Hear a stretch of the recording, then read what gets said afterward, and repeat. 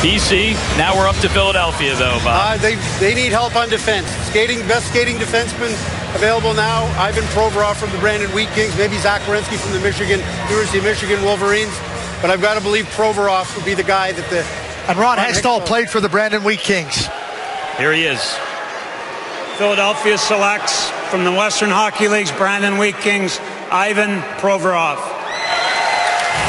Ivan Provorov is a name that you had marked and a guy that you were high on. So Ivan Provorov to the Philadelphia Flyers. We'll start right here. Craig, your reaction. I think he's the best defenseman in the draft. I think there's a clear separation. To me, he's an elite #1 defenseman. Offensively, defensively, he's got the precision of a Swiss watch. He can make those pinpoint passes, and it doesn't matter where he is on the ice, what situations he's in, he excels. He's a mini Victor Hedman of the Tampa Bay Lightning. 6 inches shorter than Hedman, but he can make the stretch passes. He can transport the puck. He can finish the plays off. Bob McKenzie nailed it. They're trying to build their defense in Philadelphia. Now you've got Travis Sanheim of the Calgary Hitmen, Shane Gostisbehere out of Union College, Samuel Morin out of Rimouski, and now you had Ivan Provorov. Bobby, that is huge for the Philadelphia Flyers. And Provorov, his numbers this year, 15 goals, 61 points in 60 games, a point-a-game defenseman for the Brandon Wheat Kings of the Western Hockey League. You're right, Craig. Most of the scouts do believe that Provorov has a little better offensive ceiling than Noah Hanifin. But he's also very reliable defensively. He's able to go back. I talked to Kelly McCrimmon, who's the general manager and head coach of the Brandon Wheat Kings, and he says Provorov's ability to go back and beat the forecheck, get the puck, skate it up the ice, pass it up the ice, or to gain the offensive blue line, walk the line, and make something happen offensively. He's very well-rounded in that regard. He's played 4 years in North America. He played in Wilkes-Barre in amateur hockey. He played for Mark Carlson with the Cedar Rapids Rough Riders in the USHL. And Mark told me, he said, just his poise at 16, it's the same thing that he brings to the game for the Flyers.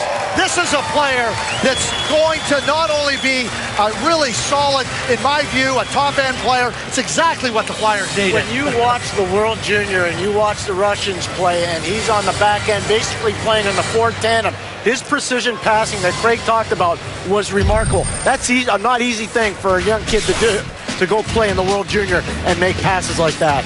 And you mentioned playing in North America. He is English, flawless. We often talk about the idea of coming over, but he's been here for a while.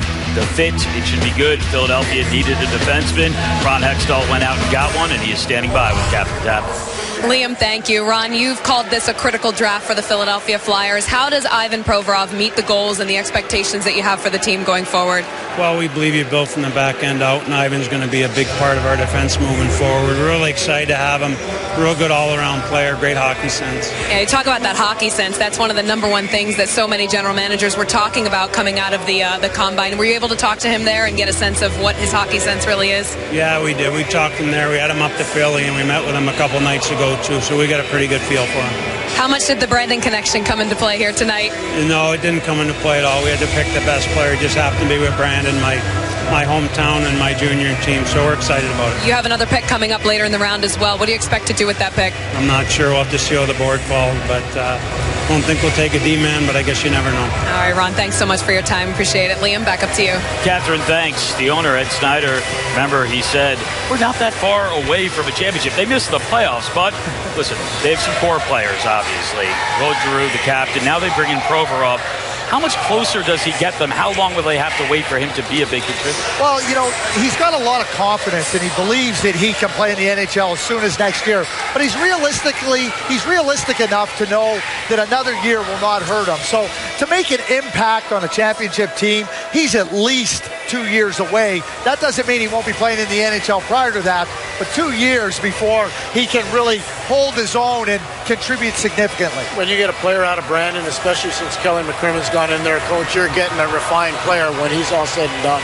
And to your point, Craig, he came from Russia at the age of 14, played his minor hockey in Wilkes-Barre, Scranton, played 2 years there, went to Cedar Rapids in the United States Hockey League, and then was part of the import draft to go to the Canadian Hockey League and play for Kelly McCrimmon, who, of course, is the brother of the late Brad McCrimmon, who used to course play for those Philadelphia Flyers.